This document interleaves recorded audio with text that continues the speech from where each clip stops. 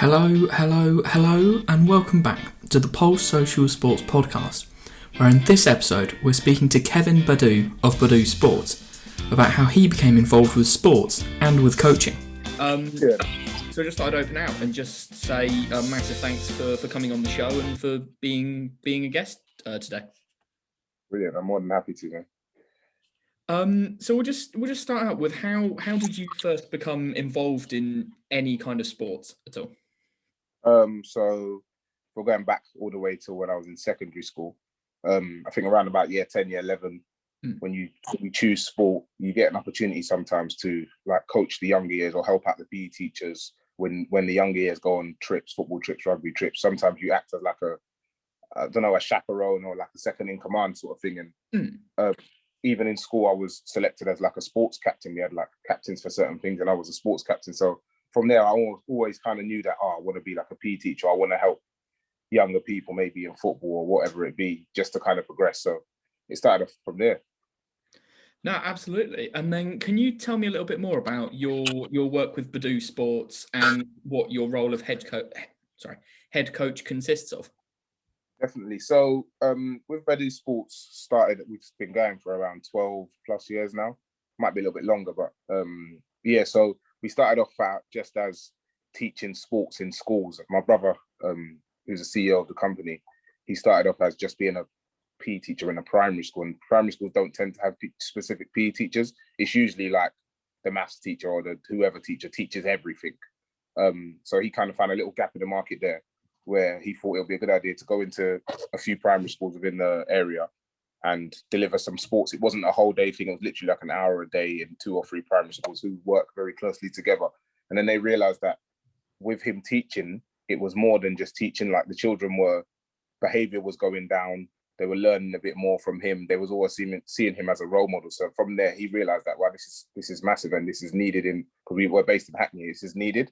So from there, the company just grew and grew to where we are kind of now, where we've got 2 sides of the company. So we've got the Badu Sports side, where the coaches are in schools full time and delivering sport. And then we've got the Badu community side, where we've got our football, basketball, dance clubs, like all our external clubs. We also have various mentor groups where we have pupils that we taught from primary to secondary, and some of them don't want to go off to college or don't want to go off to university. And so we kind of do an apprenticeship scheme with them through us. And then there's over like, I think about 7 to 10 that are now employed by us and their coaches in schools. Some of them are like head mentors of mentor groups. So it's like a cycle. They came through us and they're just now mentoring the younger ones that are coming through and going through. Yeah. My role specifically. Yeah. So I am the head of sport. So I also started out working in a primary school. I worked in one primary school in particular for say 4.5, maybe 5 years. And that was one of the, if not the toughest primary school in Hackney at the time. I kind of almost just got thrown in there. My brother was like, yeah, you love it. And yeah, I just got thrown in there. And I was the first coach in there. They asked for a coach and it was like a trial thing. I went in there for like a week and the head teacher was almost like, yeah, no. Because she was new. She started the same time as me. She was like, yeah, we're doing this together. Like, you've got to kind of stay.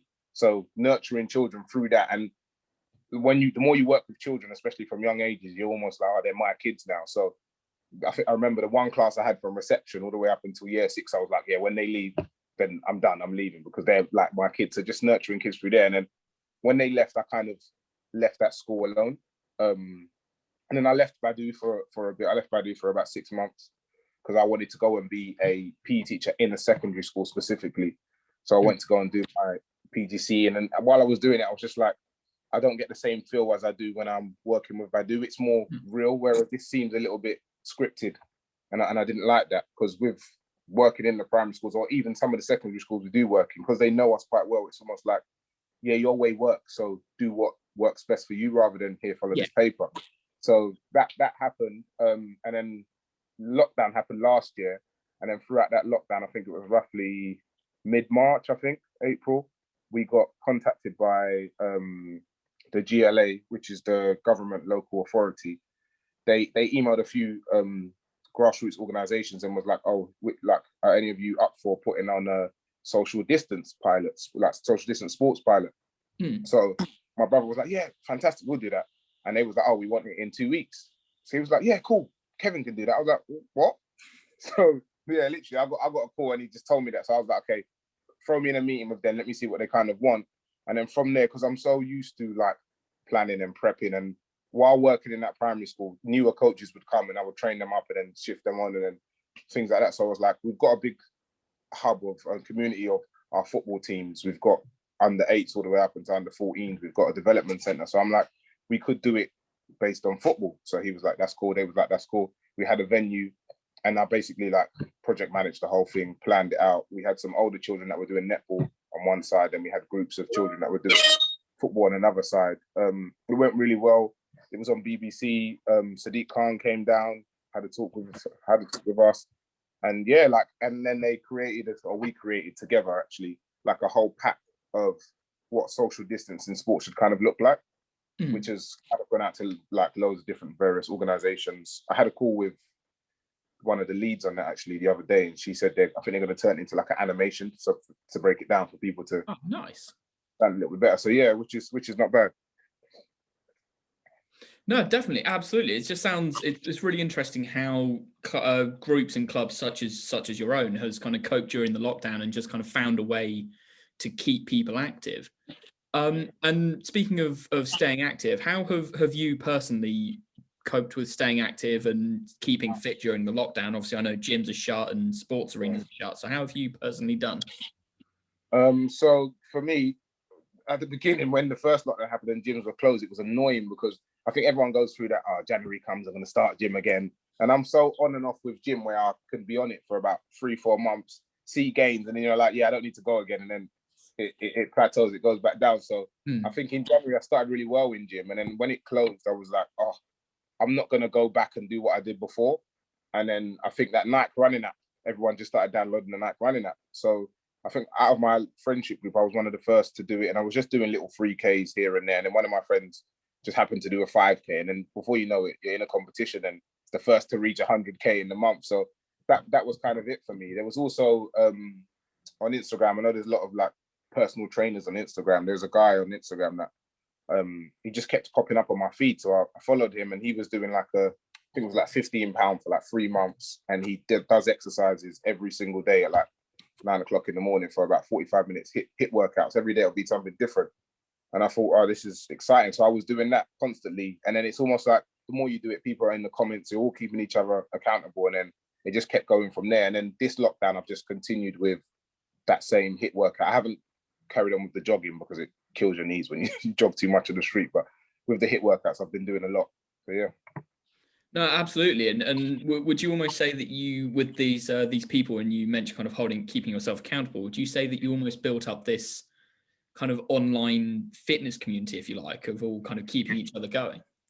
Yeah, definitely. It's almost like you don't actually know them, but someone will write something in the comment, and because you've seen them writing so often, you might like join in a comment, and it's always like, yeah, Kevin's here today. Yes, I'm here today.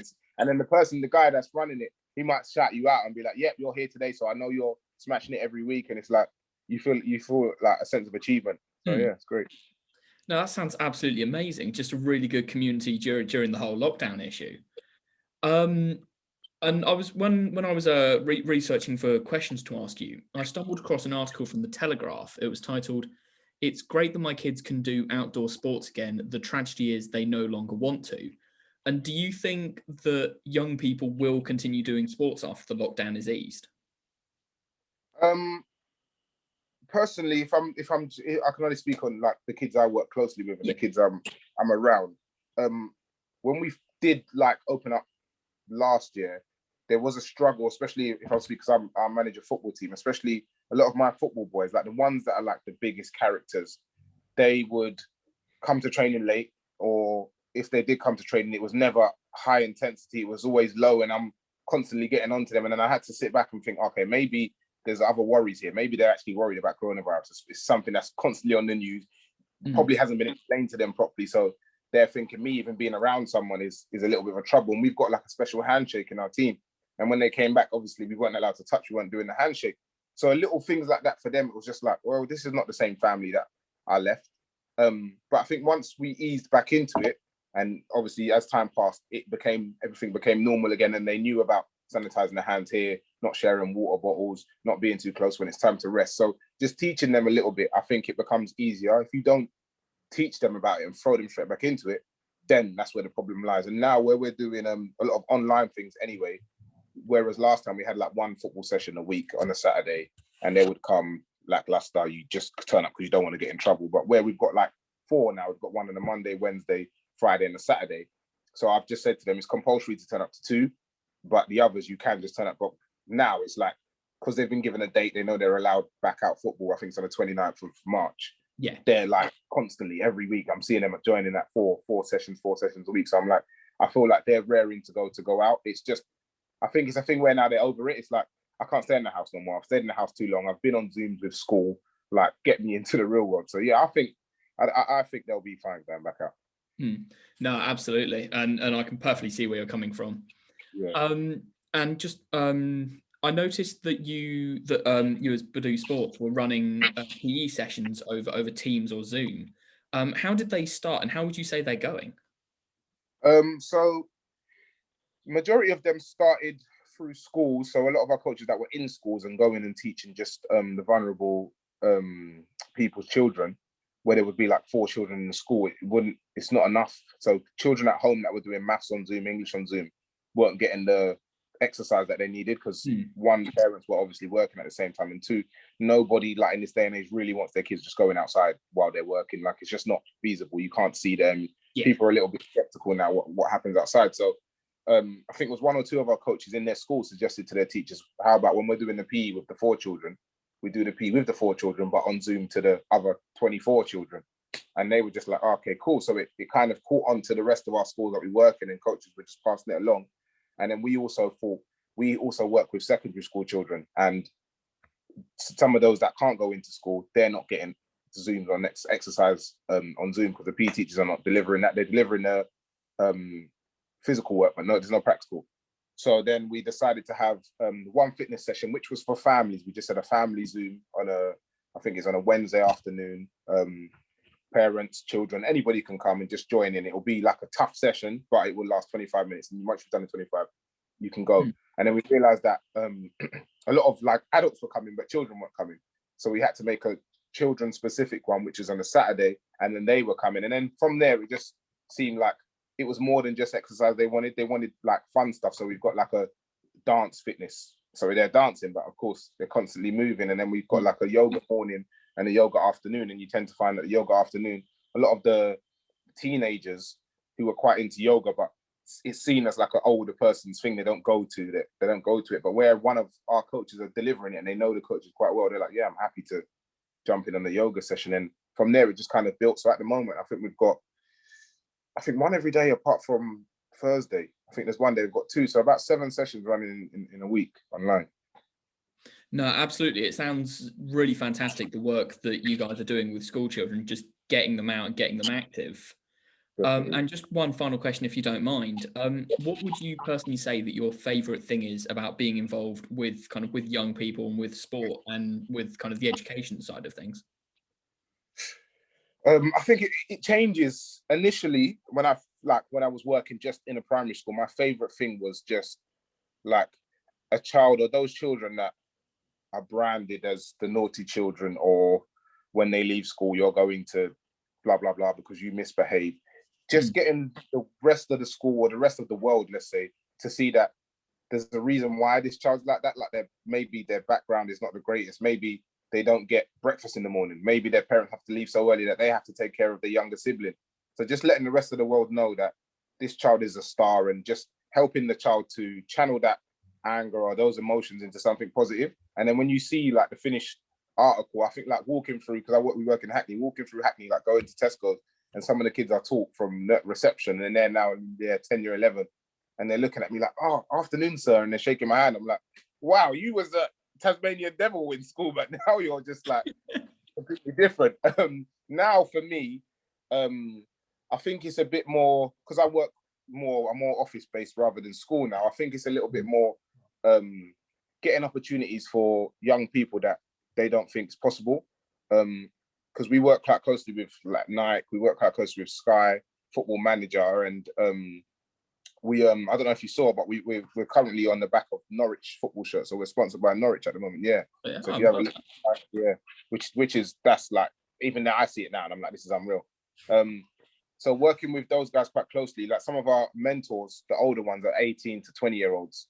We've got a few of them jobs working for Football Manager now. They're like sports analysts, in-game sports analysts, or they're like game testers. And I'm like, when I was a kid, like, you just dream of something like that, but you don't think you can ever do it. But being able to provide those opportunities for people and just seeing a smile on their face and just like letting them know that any job you want to do is possible, and giving them the opportunity to get a foot in the door, I think that's my main driving force at the moment.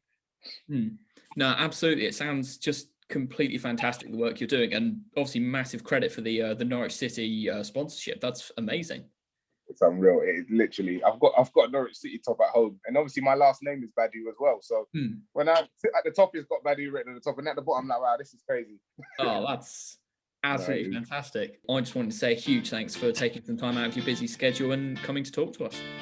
No problem, man. I'm happy to anytime. And that's all we've got time for this week. We'd like to say a massive thank you for Kevin for coming on the show with us, but a massive thank you to everyone at home as well. If you'd like more content like this, please like and subscribe to our Facebook, our Twitter, our LinkedIn, or our YouTube at Social CIC. We'll see you around for the next episode. Stay safe till then.